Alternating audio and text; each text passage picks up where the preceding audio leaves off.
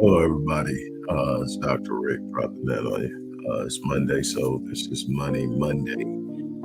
Today, we're going to talk about the power of collaboration and the importance of collaboration, which really will debunk a couple of old traditions and myths about how we should move and deal with and discuss money.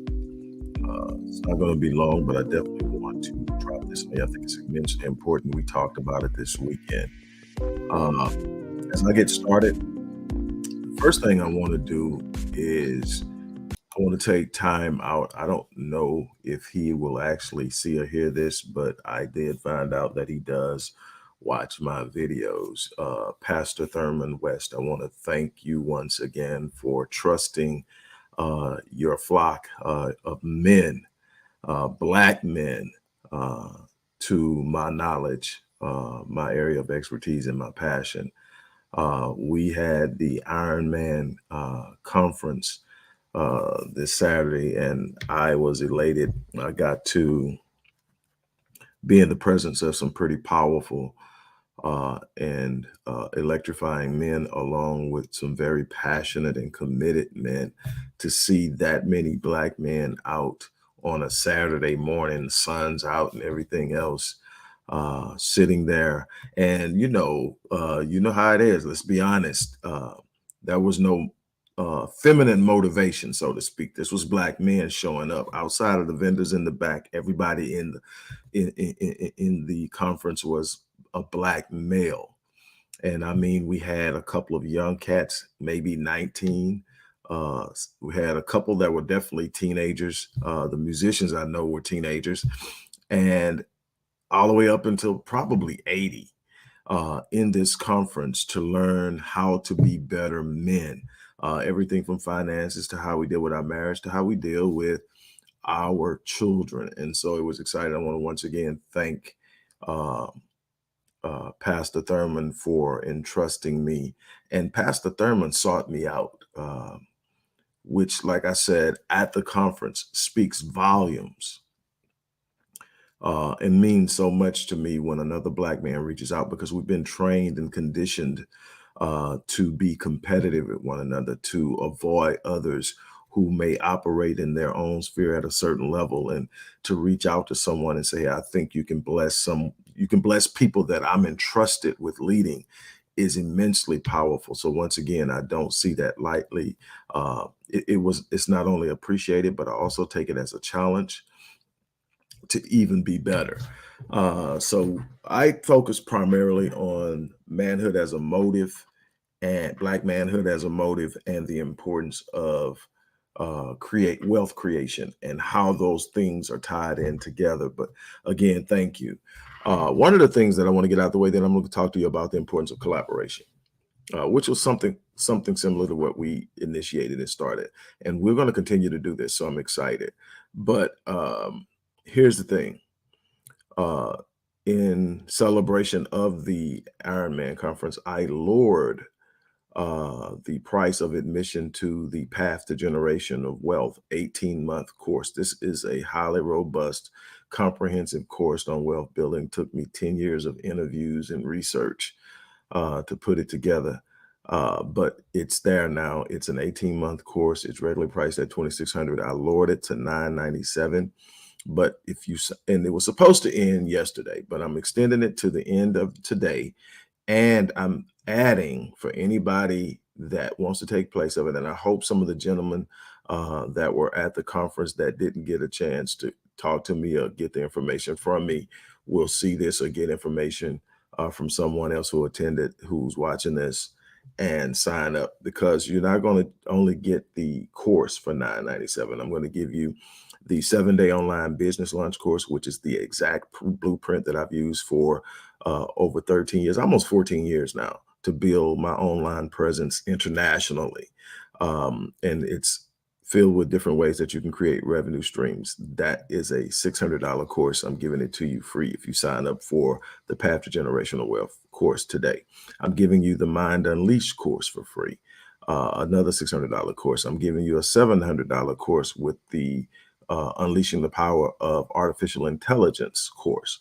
All of this is given to you all for less than $1,000. So $1,800 in bonuses plus a $2,600 course for $997. Many won't see the value in it, and if you don't, then it's not your time. But we don't have a whole lot of time left. The wealth gap is widening. Without wealth, there is no power. Um, we have voted in increasing turnout since 1960. Every presidential cycle, more and more of us turn out. More of us, no other group votes as heavily for one party as we do. And yet the wealth gap is widening. Our socioeconomic status across the board, whether it's in the home, whether it's in home ownership, whether it's in academia, it doesn't matter. Hasn't improved, it's worsened. So, and it's because we don't control the mechanisms that allow us to develop and build and grow. And so that's that thing. I could get into it and I can talk about it for a long time, but that is something that we definitely are going to have to work on. So again, if you believe or you want to set your family up so that they're not starting where you started, that's a responsibility actually. It should be something that everybody wants to do. Uh, your children shouldn't start where you started. Your grandchildren shouldn't start where your children started. And there are ways to set up and build wealth, create wealth, protect wealth, and distribute that wealth generationally down the line and protect it as it's distributed, and using trust and other mechanisms. And I get into all of that in that course. So that's that. So let's talk about the importance of collaboration when we're talking about finance, well, revenue generation as well as wealth creation. Growing up, if you're like me, most of us grew up and we were told you don't talk money. It's disrespectful. It can be, if you're doing good, it can be boastful. If you are doing bad, it looks like you're whining and begging for help. So we don't talk money. You keep your finances to yourself. But when I study those who are doing well, those who have been consistent in not just making money, but also growing wealth and passing down wealth, that's not how they operate. There is a collaborative conversation taking place. There's collaborative efforts taking place. There is a coming together and unification. And here's the crazy thing about it. The higher up you get as far as net worth, the more collaboration takes place. So what happens is we've been conditioned to keep our finances to ourselves. So we don't talk money. If you don't talk money, you can't learn money. If you don't talk money, you can't gain an understanding of how different people are moving in different areas. If you don't talk money, you're never going to meet up with someone who's doing something that you may want to do and get connected. So if it doesn't fall in your lap, if you don't personally chase it down, you're not even aware of it because we don't talk money. Matter of fact, one of my precursors to how I select the people who are going to operate in my circle is that um, there needs to be conversations, especially among the men, about money. This is not about being braggadocious. This is not about whining and complaining. This is not for people who don't want to work to come hang out and glean and bleed other people dry. This is about saying, I don't know everything. I want to be around other people who are talking and striving and looking to be better. And this should actually happen in every area of life. We should be looking to do this in every area of life. As I approach year number 56, I'll be 56 tomorrow. And I guess that's another reason why I'm really in this heightened state of gratitude. Anybody knows me knows gratitude is my thing. I'm about being grateful. I wake up every day and literally before I move in my bed, I say thank you. Why? Because it sets the state of my mind. It sets my mindset. It sets the state of emotion. It sets the state of expectation. It sets so many things. And then it triggers my subconscious to find reasons to be thankful for because I just said thank you. Then it is automatically triggered. Well, what do we have to be thankful for? So now guess what it's not looking for? Things to be frustrated about. things to be afraid of, things to be angry about, and all these other things that drag you down and bring you down and take you further and further away from divine connection with the Most High God. So it is immensely important that we gain an understanding of how we build our circles. Who you have in your periphery, the direct peripheral influences around you are going to determine who you are. You're going to be, on average, the 5 people you spend the most time around. So who are you around, and what are you striving for? This idea that you don't talk money normally keeps you in a specific vein.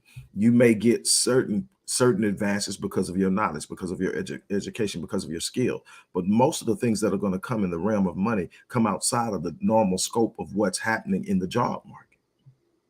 The job market is controlled by other people who are building their wealth, and they are utilizing the skill sets and the ideas of those who haven't learned how to build theirs. And so if you're going to talk about actually building and growing, you're going to have to step outside of those conversations about how can I get a promotion. Ain't nothing wrong with getting a promotion and moving up if that's what you're doing, but you better have some kind of understanding of how you're going to take what you earn in your job and create something for yourself that you own, that no one can take from you. And that's a problem that we have, is that we've been sold a bill of goods that it's about getting an education that costs you $100,000 or more, then going out and getting a job that doesn't pay you enough money to pay back the money you borrowed to get the education. So the paper on the wall is really not worth the paper that it's printed on, because now you've been tied up into a cycle of debt that I've seen people well into their 50s still trying to get out of, because they were sold a bill of goods. Nothing wrong with having an education, obviously. I went the long route, but what I can tell you is, and this isn't me being braggadocious, this is me saying I had a plan. I've got the degrees, and I don't owe anybody anything as far as my education is concerned. Not one student loan was ever taken out, because I planned it.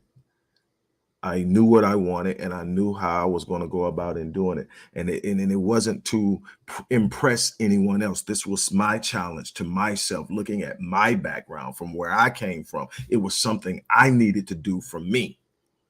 And so I went about it, and I have done unbelievable work in the area of research in the from the areas of expertise that I pursued, psychology and theology. And I'm not different or better than anyone else. And I say that a lot. Anytime I speak, I often say that I don't speak or preach from a platform of perfection. I'm not here before you because I'm better than you. I'm here before you because I applied myself differently than most people are willing to apply themselves. And because I applied myself differently, I was able to achieve different results.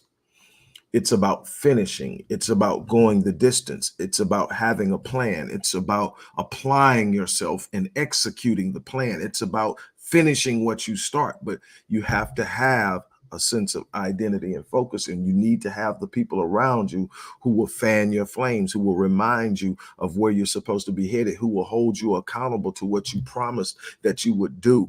And then you work together, you encourage one another, you exchange ideas. But here's the bigger thing: you collaborate. One of the things that I don't see a lot of is us collaborating. We're too busy trying to outdo one another. We're too busy trying to show I'm one upping. You too busy. You brought that. Watch me go buy this. So even when I'm successful, I'm erroneously distributing what I've earned to prove a point to people who shouldn't matter. The consumer mindset. How much are you investing versus how much are you blowing? Because if it doesn't bring back some value outside of making you feel good or getting you emotionally charged, then it's not working for you. You're working for it, and it's being mishandled. Now, here's the one thing that I can tell you that my mentor taught me well, and I'm talking about my spiritual mentor, that anything that you mismanage, God retards growth. Anything you mismanage, God will retard the growth. I've seen it in areas of my life. I've watched it. I work with people. Whenever I see people stifle, one of the first things I'm looking at is, how are you managing what you have? It doesn't mean that every time you're going through something it's because of mismanagement. Some things you got to fight through. Everything worth having comes with a fight, period. It may not seem like a fight, but you had to earn it. You had to have it. You had to have all hands on deck to achieve it.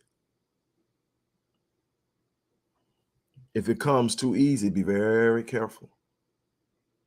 Be very careful. But what happens is this: you've got to have a mindset that says, look, I'm going out there and I'm going to do XYZ. I'm going to commit myself, and then I'm going to connect with like-minded people that are going to drive and push me, that are going to hold me accountable, that are going to exchange ideas with me, that are going to present me with opportunities to do things with them instead of sitting up and lording it over me.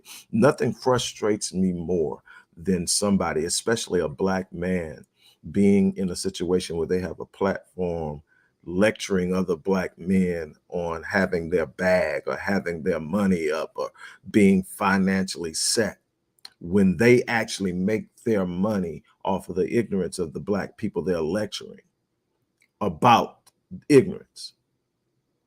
See, I come with opportunities because me telling you that you're not doing it right or me telling you you're not doing enough means absolutely nothing. So I create programs, I've written books, I've written guides, I do lectures, I do conferences, I do workshops. I show up. I'm never just going to tell you need to get your money right. I'm going to tell you, hey, you need to try this, you need to try. Some people don't want to hear it. We were having a conversation the other day amongst the guys in the cigar shop, and a guy was talking about trying to help the children as much as possible, but he's not going to do this, he's not going to do that. And if I go out and I help you get this house, then I'm gonna have to have my name on it because if something goes this and that. I said, actually, how about buying the house through a trust?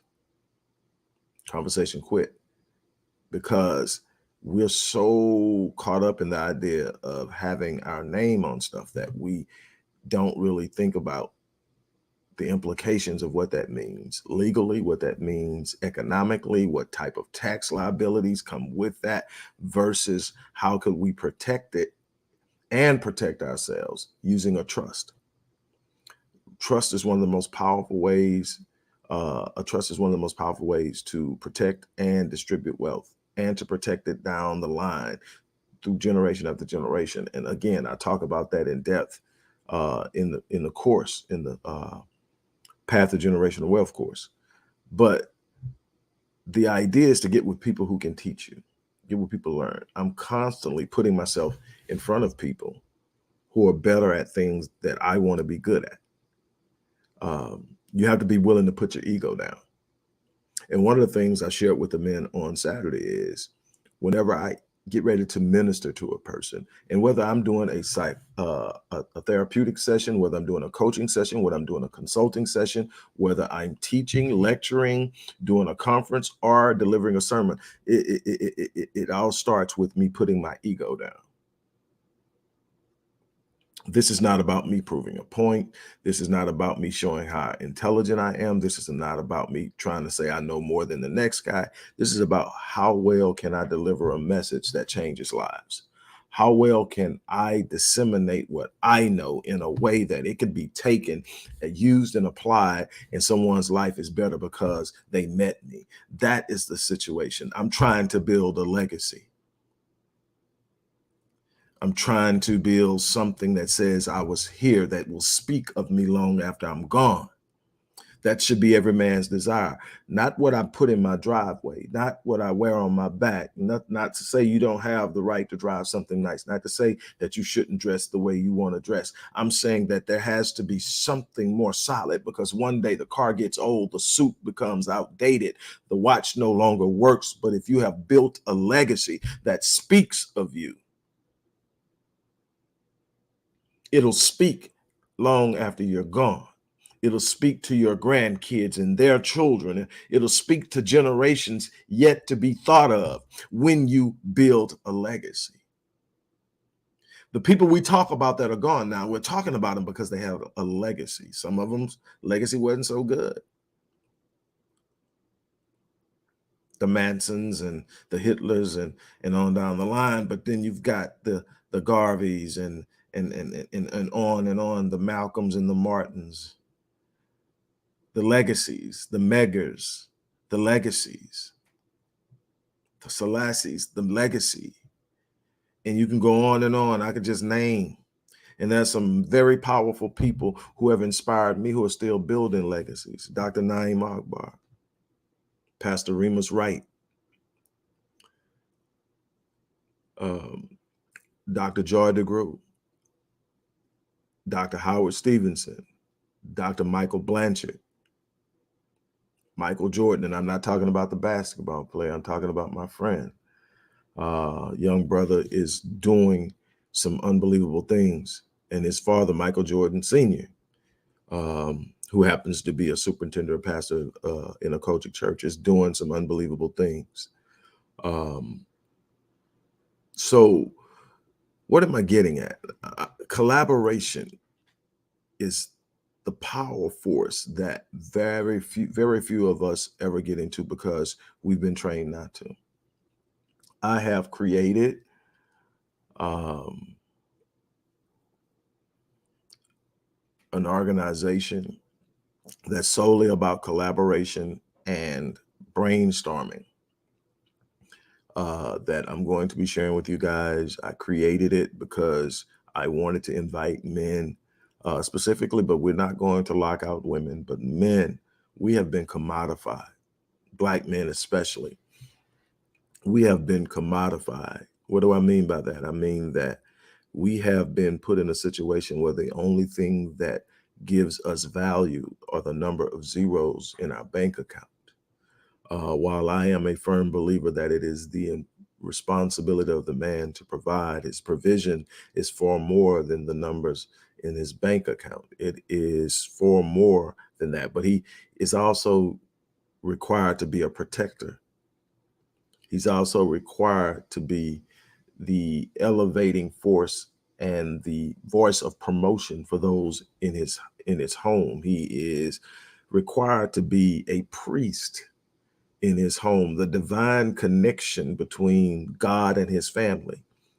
This doesn't mean he outprays his wife. We know Black women and sisters have get in them prayer closets or whatever, and they go for it. But this is the divine connection because he has the vision. And it's important for him to be able to connect with God in a way that his vision remains clear. And he is to be also a prophet, not in the sense of the word of what he can predict about the future, but what he can speak into the lives of those he covers. He is to be able to speak power, speak standards, speak high expectations, speak value systems, speak responsibility, speak trust and confidence into those he covers, starting with his wife and his children, and then moving outward. He has a responsibility to be these things, and we need to learn how to stand together and encourage one another, empower one another, enlighten one another. Stop being so afraid to have someone that knows more than you in your environment. My grandfather told me, never be the smartest person in the room. The moment that happens, you stop growing. Be okay with the discomfort of not knowing, but having the thirst to know. That's one of the things we're going to have to develop at a very high level if we're ever going to truly close the wealth gap and establish autonomy and power in the Black community. It's not going to come from whining. That's not a strategy or a plan. It's not going to come from complaining. That's not a strategy or a plan. It's not even going to come from hope. Hope is not a plan. Hope is a stabilizing force until you can create a plan and execute it. We have work to do. So I am going to leave you on this note. As I said in the beginning, I lowered the price of the Path to Generational Wealth course to under $1,000 in celebration of this Ironman conference that we did on this weekend. It's $997 now, regularly $2,600, but I'm also throwing in $1,800 and I believe $75 worth of bonuses. Definitely over $1,850 worth of bonuses. So 3 additional courses at no additional cost.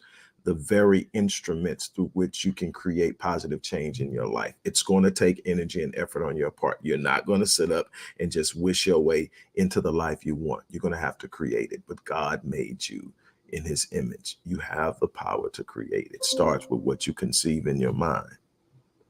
So on that note, look, I'm gonna get ready to get out of here. I want to thank you guys. As I always say, I live my life on full so that when I leave this place, I die on E. I'm challenging you to do the same thing. On that note, I'm out of here.